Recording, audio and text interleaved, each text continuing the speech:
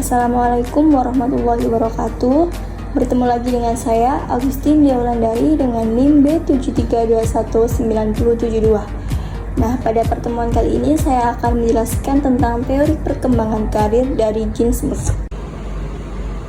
Baik, yang pertama yakni ada konsep umum teori Ginsberg. Nah, dalam pengembangan teorinya, Ginsberg ini dan teman sejawat meletakkan beberapa konsep umum sebelum masuk kepada konsep pokok teorinya. Adapun beberapa konsep umum tersebut yakni sebagai berikut. Yang pertama, Ginsberg dan teman sejawatnya berpendapat bahwa faktor emosional mengambil peran yang penting dalam perkembangan karir. Permasalahan emosional merupakan faktor penting dalam menentukan pola penyimpangan pilihan karir. Nah, yang kedua ada 4 komponen yang dapat memberikan kontribusi pada proses pemilihan karir individu selama masa remaja. 4 hal tersebut yakni pengujian tentang realita, perspektif mengenai kesesuaian waktu perkembangan, kemampuan untuk menunda kepuasan, dan terakhir kemampuan untuk menerima dan mengimplementasikan perencanaan karir. Nah, yang selanjutnya yakni dalam proposalnya Ginsberg menyatakan konsep mereka tentang orang dan pekerjaan. Ada 2 tipe kepribadian dalam studi yang mereka lakukan, yaitu kepribadian yang berorientasi pada pekerjaan dan kepribadian yang berorientasi pada prinsip kesenangan. Namun demikian, individu tidak berarti masuk ke dalam kategori salah satu di antaranya, namun merupakan gabungan dari keduanya. Baik, yang selanjutnya yakni konsep perkembangan dan pemilihan karir atau pekerjaan. Nah, Ginsberg ini mengelompokkan perkembangan dan pemilihan pekerjaan atau karir itu menjadi 3 unsur. Yang pertama yakni ada unsur proses. Nah, bahwa pilihan pekerjaan itu merupakan suatu proses. Dikatakan suatu proses karena pemilihan pekerjaan atau karir ini dilakukan oleh individu sepanjang hidupnya hingga menemukan karir yang benar-benar pas untuk dirinya. Kemudian unsur irreversibilitas. Nah, dalam unsur ini mengatakan bahwa pilihan pekerjaan itu tidak bisa diubah atau dibalik. Artinya, untuk setiap masa perkembangan yang terlewati, individu itu tidak dapat kembali lagi ke masa tersebut untuk memperbaiki pilihan karirnya. Yang bisa ia lakukan yakni dengan memperbaiki pilihan karirnya di masa perkembangan selanjutnya.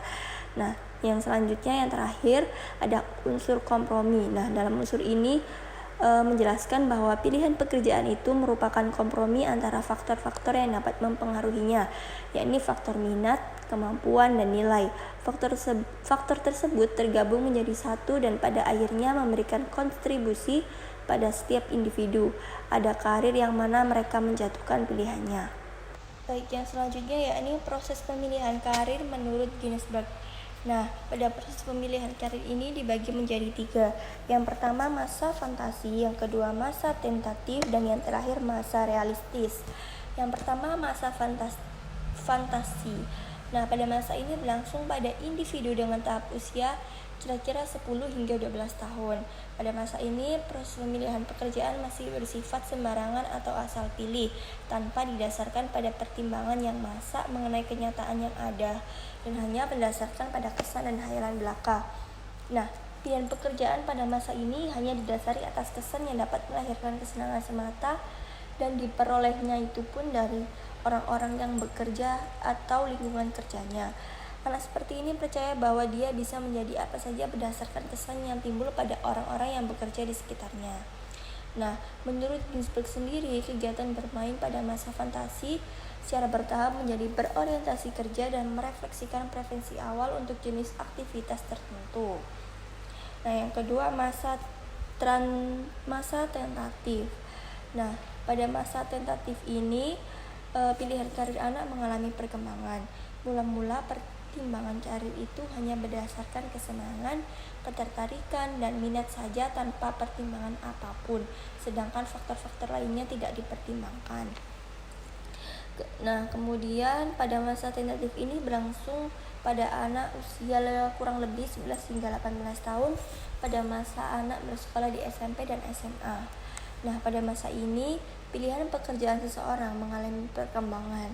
Masa ini oleh Ginsberg diklasifikasikan menjadi 4 tahap, yakni yang pertama tahap minat, yang kedua tahap kapasitas, dan yang ketiga tahap nilai, yang terakhir yakni tahap transisi.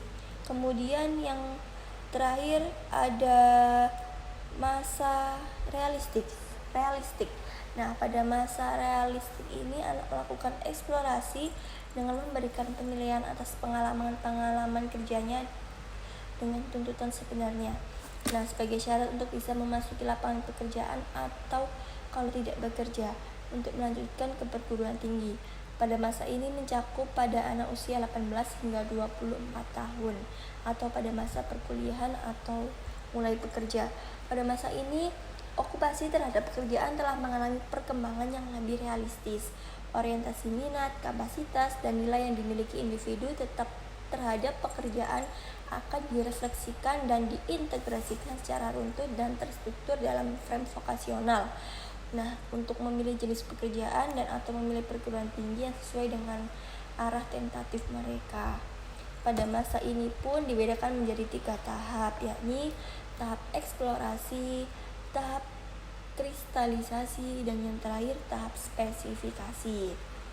Nah, dari berbagai tahapan yang diklarifikasikan di atas, dapat disimpulkan bahwa pelaksanaan pemilihan pekerjaan yang terjadi pada individu merupakan suatu pola pilihan karir yang bertahap dan runtut, yang dinilai subjektif oleh individu dalam sosiokulturnya sejak masa kanak-kanak hingga awal masa dewasanya. Artinya, pada saat keputusan vokasional tentatif dibuat, pilihan-pilihan yang lain akan dicoret, sehingga individu yang berhasil dalam karir atau pekerjaan adalah individu yang mampu mengidentifikasi, mengarah, mengakomodir semua orientasi minat, kapasitas, dan nilai ke dalam proses kompilasi yang tepat dan dinamis.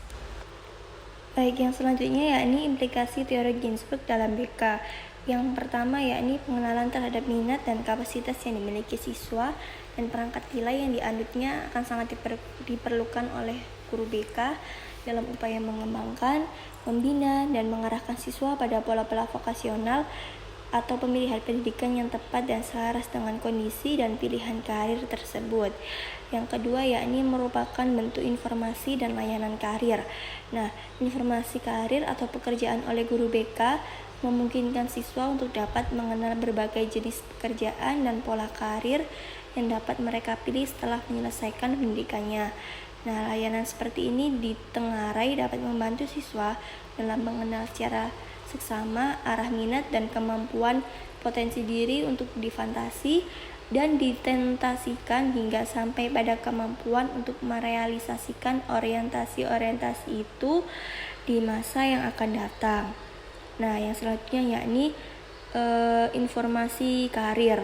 Nah, dalam bentuk informasi dan layanan karir ini, karir juga dapat diberikan guru pembimbing dengan penyediaan berbagai sumber informasi pekerjaan, jabatan dan karir, penyediaan papan media bimbingan, dan penyediaan sumber-sumber informasi jabatan.